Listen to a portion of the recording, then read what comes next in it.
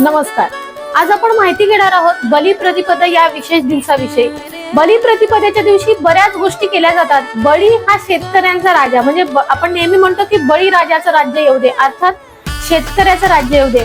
पण जेव्हा बळी राजाचं राज्य होतं आणि त्याला अहंकार झाला, तेव्हा विष्णूने त्याच्याकडे 3 पावलं जमीन मागून बळीराजाला पाताळामध्ये धाडलं आणि त्याच्यामुळे बळीराजा हा पाताळामध्ये आहे. पण बळीराजा म्हणजे शेतकऱ्यांचा राजा आणि शेतकऱ्यांच्या रिलेटेड ज्या ज्या गोष्टी आहेत त्या बळीशी संबंधित असल्यामुळे दिवाळीमध्ये बलिप्रतिपदेला सुद्धा विशेष महत्व आहे.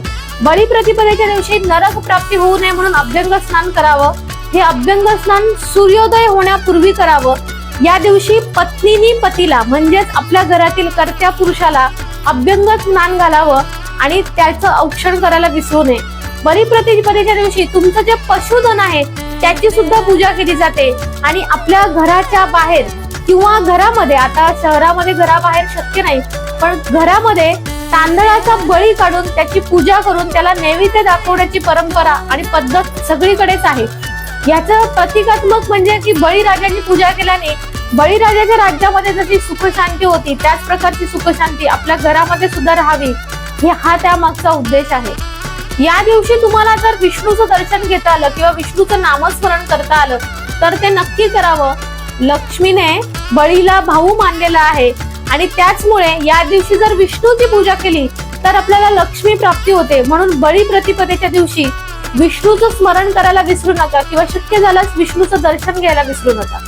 याच दिवशी म्हणजे बलिप्रतिपदेच्या दिवशी नवीन कपडे परिधान करण्याला विशेष महत्व आहे. आपण वर्षभर जरी कपडे घेत असलो किंवा वापरत असलो तरी विशेषतः बलिप्रतिपदेच्या दिवशी नवीन वस्त्र का घालावं किंवा का नेसावं याला सुद्धा 2 कारण आहेत. एक तर कापसाच्या शेतीचं कारण आहे, पण त्याचबरोबर आपण जसं जुन्या गोष्टी टाकून देऊन नवीन गोष्टी स्वीकारतो त्याप्रमाणे बलिप्रतिपदेचा हा जो दिवस आहे, हा दिवस तुम्ही ज्या पद्धतीने जगता किंवा ज्या पद्धतीने साजरा करता, जर तुम्ही कष्टाने तो साजरा केलात किंवा दुःखात साजरा केला तर तुमचं पुढचं जे वर्ष आहे ते पूर्ण दुःखात आणि कष्टामध्ये जातं. आणि या दिवशी जर तुम्ही आनंदात साजरा केला तर तुमचं पुढचं वर्ष हे आनंदामध्ये जातं.